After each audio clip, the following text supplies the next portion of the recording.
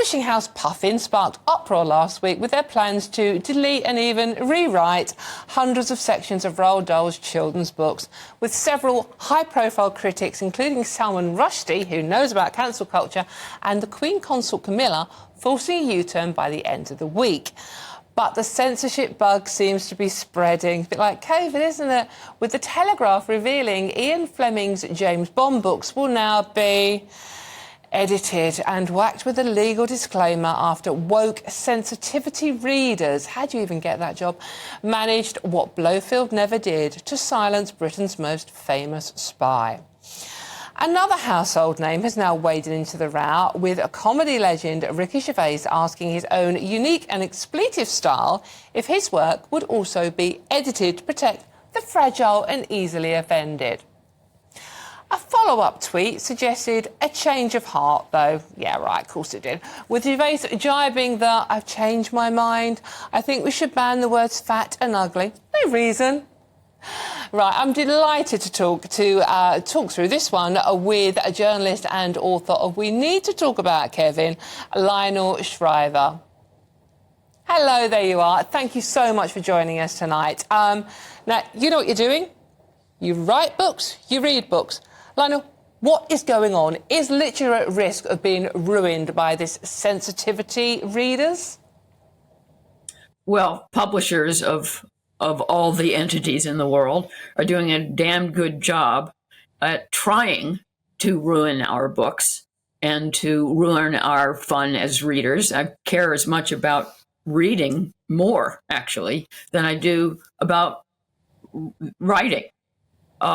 But what's been really great about this story is that it's completely blown up in Puffin's face. I have seen so many comments. It's not just the articles, but, you know, thousands of comments after the articles, deeply offended. And what is most mysterious about this impulse to revise classics and to and also to interfere with writers like me is that it seems to be top down. That is, the publishers are telling us what we should be touchy about and what we should be allowed to read. I don't get the impression that there are many parents, for example, writing into Puffin saying that little Jessica has been traumatized permanently because she encountered the word fat in a children's book, and would they please do something about it? But there is no on-the-ground movement to have these books changed and sanitized. It is all on the publishers. This is the thing, Lionel. I haven't, you know, talking to loads of people about this story, and I haven't come across anyone that's complained or been upset by it. And it just seems like woke virtue signalling on behalf of the publishers. It's like, you know, just in case someone's upset, but nobody actually has been. I mean, it's very 1984 come to life, isn't it? I'll tell you what, I actually, because I did a piece for Spiked online last week, and I did a précis of a sensitivity version of We Need to Talk About Kevin. And of course, Kevin isn't nasty and evil. Kevin is nice and good. And in the climactic scene, when in the original, Kevin kills his classmates and a teacher and a janitor with a crossbow, instead he throws everyone a party with pink cupcakes. It was a great opportunity for satire. But in preparation for doing that piece, I went through all of those hundreds of edits, which the Telegraph was very good about publishing, the complete list of changes.